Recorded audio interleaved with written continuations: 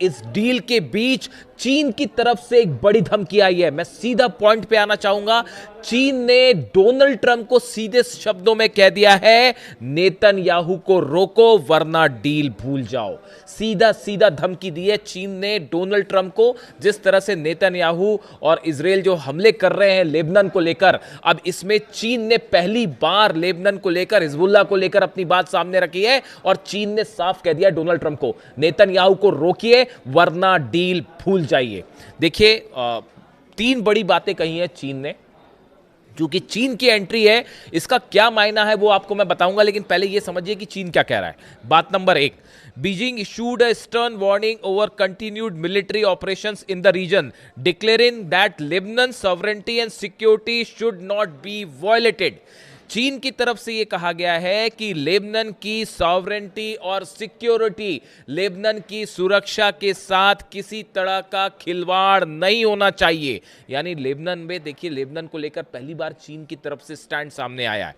And urging all parties to respect ceasefire arrangements before the historic framework collapses. चीन की तरफ से यह कहा गया है, इसके पहले कि यह डील टूट जाए, ये जो एमओयू है ये खत्म हो जाए, इसके पहले पहले हर देश को इस सॉवरेंटी और सिक्योरिटी लेबनान की जो है वो सुनिश्चित करनी होगी और ये हमले रोकने होंगे। अब देखिए, पहली बात बीजिंग की तरफ से, चीन की तरफ से कही गई, विदेश विभाग के प्रवक्ता हैं उनकी तरफ से बातें सामने आई हैं। उन्होंने पहली बात तो ये कही कि लेबनान की जो सॉवरेंटी और उनकी सुरक्षा है, इसका रिस्पेक्ट करिए। दूसरी बात चीन ये कह रहा है, डोनाल्ड ट्रंप को कह रहा है सीधा सीधा कि देखिए, अगर ये हमले नहीं रुके तो इसका नतीजा ये होगा कि ये डील टूट जाएगी। इसके पहले कि डील टूट जाए, ये हमले रुकवा दीजिए। यानी चीन ने सीधी धमकी दे दी है कि भैया ये हमले आप रोक दीजिए वरना अंजाम बुरा होगा। दूसरी बात समझिए, China has officially broken it's silence on the landmark phase 1 memorandum of the understanding reach between United states and Iran. देखिए, जो खबरें छप रही है मैं आपको पढ़ के बता रहा हूं। अब इसमें गौर करने वाली बात यह है, जो दूसरी बात है, देखिए चाइना ने क्या शब्द का इस्तेमाल किया है। China has officially broken it's silence on the landmark phase 1 memorandum. यानी ये मेमोरेंडम कई हिस्सों में है। चाइना फेज 1 की बात कर रहा है, यानी जिस एमओयू की बात हो रही है ये कई हिस्सों में होगा, जैसा कि ईरान कह रहा है। ऐसा नहीं कि अभी से तय हो गया कि यूरेनियम का क्या होगा, न्यूक्लियर का क्या होगा, वो तो बात जब होगी उसके बाद होगा। तो देखिए, चाइना ने फेज 1 मेमोरेंडम का इस्तेमाल किया है, जो खबरें छप रही हैं उसमें। यानी चाइना ये मत मान के चल रहा है कि इसके कई फेज होने वाले हैं और अभी सिर्फ पहले फेज की बात है। खैर, आगे बढ़ते हैं।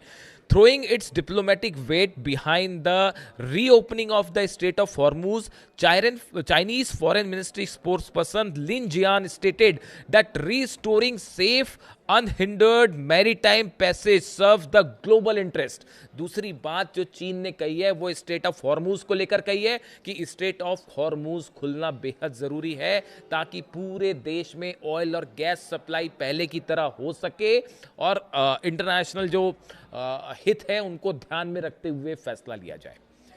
पहली बात उसने कही लेबनान को लेकर, फिर कहा कि नेतन्याहू को रोको वरना डील टूट जाएगी, और दूसरी बात उसने ये कही है कि फौरन स्ट्रेट ऑफ हॉर्मूज आप खोलिए। यानी चीन अब दबाव बना रहा है अमेरिका के ऊपर कि तुरंत स्ट्रेट ऑफ हॉर्मूज खोल दीजिए, क्योंकि चीन के जहाज भी फंस रहे हैं वहां पर। इसलिए जो है वो चीन की भी अब एंट्री हो गई है। ये दूसरी बात थी। तीसरी बात, Beijing remains in the constant contact with the regional powers to safeguard Chinese vessels and crew members। तीसरी बात ये चीन ने कही है कि हम जितने रीजनल प्लेयर्स हैं इसके टच में हैं। अब रीजनल प्लेयर से क्या मतलब? ईरान से मतलब है, ओमान से मतलब है, सऊदी से मतलब है, यूएई से मतलब है।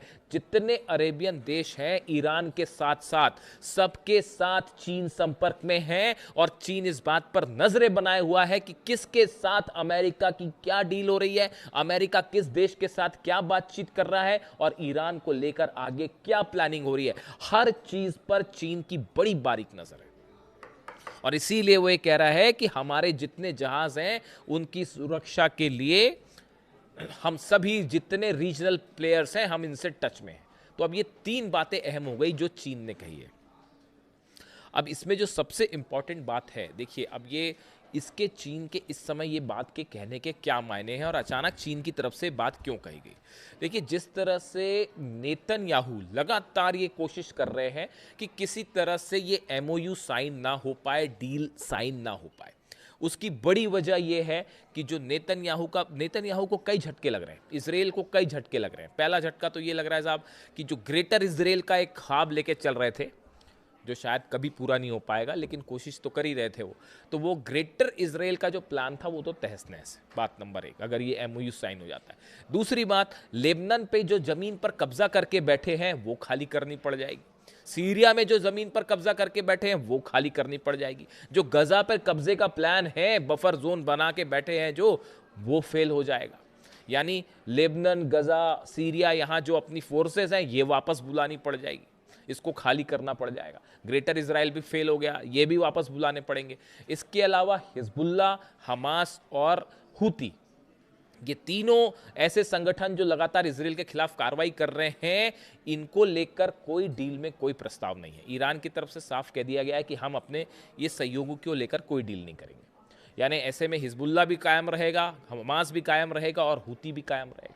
अब ये भी एक बड़ी चुनौती है इसराइल के लिए कि तीनों संगठन जो हैं वो भी कायम रहेंगे। इसीलिए बार बार ये कह रहे हैं नेतन्याहू कि हम हिजबुल्ला पर हम कार्रवाई, चाहे बेन-गुवियर हो, चाहे नेतन्याहू हो, चाहे दूसरे नेता हो, इसराइल के जो लगातार ये बयान दे रहे हैं कि हम हिजबुल्ला पर कार्रवाई नहीं रोकेंगे। और इसी को लेकर कल फिर हमले हुए और 4 लोगों की लेबनान में मौत हो गई।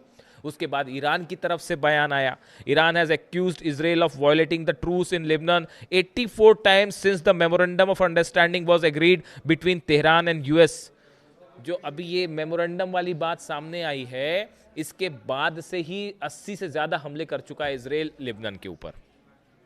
और ईरान की तरफ से ये कहा गया है कि अगर किसी भी तरह का अब एक भी हमला होता है तो इसका करारा जवाब दिया जाएगा। हार्श रिस्पॉन्स शब्द का इस्तेमाल किया है ईरान ने कि करारा जवाब दिया जाएगा।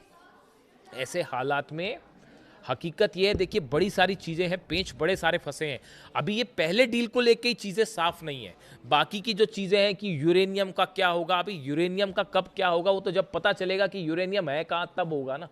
आप खुद सोचिए, इस्फहान में अगर मान लेते हैं इस्फहान में यूरेनियम है भी और उसी पावर प्लांट के नीचे है जिस पर हमले हुए थे, अब उसकी ऑलरेडी टनल्स बंद कर दी गई हैं, उसके आसपास बारूदी सुरंगें भी बिछा दी गई हैं और वो ज़मीन के कितने नीचे दबा है, क्या दबा है, कोई नहीं पता। अभी कोई प्लान ही नहीं है कि आईएईए वहाँ अगर जाता भी है, जैसा जेडी वेंस कह रहे हैं आईएईए जाएगा, अमेरिका भी जाएगा, मदद करेगा। ये अभी सब बहुत दूर की बातें हैं, ये बहुत दूर की बातें हैं। अभी तो सिर्फ फेज़ 1 के पहले फेज़ की बात है कि जिसमें हॉर्मूज को खोला जाएगा।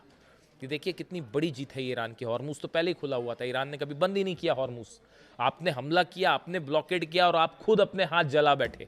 हकीकत यही है। तो अब हॉर्मूज खोलने के लिए भी पैसे देने पड़ रहे हैं, हालांकि वे अरेबियन कंट्रीज देंगी ऐसा कहना है डोनाल्ड ट्रंप का। खैर जो भी है हकीकत, तो अब स्थिति ये है कि डील के सिर्फ पहले फेज को लेकर अभी एक बड़े रूप पर सहमति बनी है, लेकिन चाइना की इसमें एंट्री ये बता रही है कि पर्दे के पीछे से चाइना भी इस डील की हर चीज पर नजरें बनाए हुए है।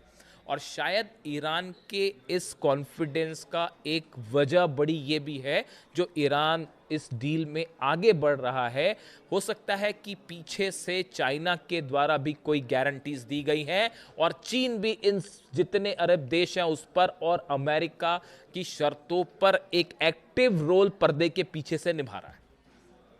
और शायद देखिए ये डोनाल्ड ट्रंप की जो मुलाकात हुई थी, चीन गए थे जब जिनपिंग से मुलाकात हुई थी, हो सकता है कि उस समय एक ब्रॉडर एक प्लान तैयार हुआ था और उसको बाद में एग्जीक्यूट किया गया। यानी चीन की भूमिका बेहद अहम है। अगर चीन इसको बैक ऑफ कर जाए इस स्थिति में और कह दे कि भैया डील रोक दीजिए, तो फिर ईरान निश्चित रूप से डील रोक देगा। और इसीलिए ये कोलैप्स होता दिख रहा है, क्योंकि एक तो वो 300 अरब डॉलर को लेकर ऑलरेडी विवाद है, यूरेनियम का क्या होगा, न्यूक्लियर मुद्दे का क्या होगा, अभी उस पर कोई सहमति नहीं बनी है। अगर ऐसी खबरें आपके पास आ भी रही हैं तो गलत खबर है। अभी ईरान की तरफ से कहा गया है कि आपके पास ऐसी कोई खबर है तो वो गलत खबर है, अभी उस मुद्दे पर बात ही नहीं हुई है। वो तो जब 60 दिन का दौर होगा तब उसमें बातचीत होगी कि आगे क्या करना है। तो अभी बड़ी इनिशियल लेवल की अंडरस्टैंडिंग है एमओयू में। अब ऐसे में चीन की एंट्री ये बता रही है कि ये डील खतरे में है। जिस तरह से नेतन्याहू हमले कर रहे हैं लेबनान पे, उसके बाद ईरान अपनी मिसाइल्स के साथ तैयार है। ईरान की जो सेना है, कई कमांडर्स के बयान आ गए हैं कि जबरदस्त हमला किया जाएगा, ऐसा पलटवार की याद रखोगे और डील सब भूल जाओ फिर।